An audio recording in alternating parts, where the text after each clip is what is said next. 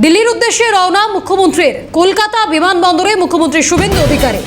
আজ দিল্লিতে মুখ্যমন্ত্রীর সঙ্গে সৌজন্য সাক্ষাৎ এনসিপিআই সাংসদদের। বঙ্গভবনে বেলা 1:30টায় সাংসদদের সঙ্গে মধ্যাহ্নভোজে থাকবেন শুভেন্দু অধিকারী। বৈঠকে থাকবেন সুদীপ বন্দ্যোপাধ্যায়, কাকুলি ঘোষ দস্তিদাররা।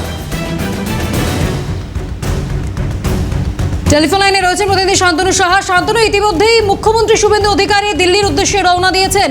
আজ দিল্লিতে সৌজন্য সাক্ষাৎ রয়েছে এনসিপিআই সাংসদদের সঙ্গে। শুভেন্দু অধিকারী কিন্তু তিনি দিল্লির উদ্দেশ্যে রওনা দিলেন এবং কিছুক্ষণ আগেই দিল্লির উদ্দেশ্যে রওনা দিতে মুখ্যমন্ত্রী শুভেন্দু অধিকারী কনভয় কিন্তু কলকাতা বিমানবন্দরে প্রবেশ করেন। এবং আজকে তুমি যেরকমটা জানাচ্ছিলে যে তৃণমূলের যারা বিরোধী বিক্ষুব্ধ যে সাংসদরা ছিল, যারা এনসিপিআইতে যোগদান করেছে, সেই সমস্ত সাংসদদের সঙ্গে কিন্তু তার বৈঠক রয়েছে এবং তারপরে একাধিক কর্মসূচি তার দিল্লিতে রয়েছে বলে আমরা জানতে পারছি।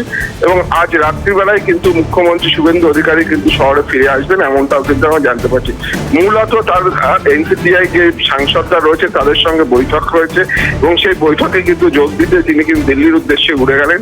এবং কিছুক্ষণ আগেই শুভেন্দু অধিকারী কনভয় কিন্তু কলকাতা বিমানবন্দরে প্রবেশ করেছেন এবং বিমান ইতিমধ্যেই কিন্তু দিল্লির উদ্দেশ্যে রওনা দিয়েছেন, উড়ে গিয়েছে। এবং দিল্লিতে পৌঁছেই কিন্তু তার প্রথম যে কর্মসূচি আমরা সূত্র মারফত জানতে পারছি যে এনসিপিআই যে সাংসদরা রয়েছে তাদের সঙ্গে কিন্তু বৈঠক করবেন এবং তারপর তার একাধিক কর্মসূচি থাকতে পারে এবং আজকে রাতেই কিন্তু তার কলকাতায় ফিরে আসার কথা রয়েছে।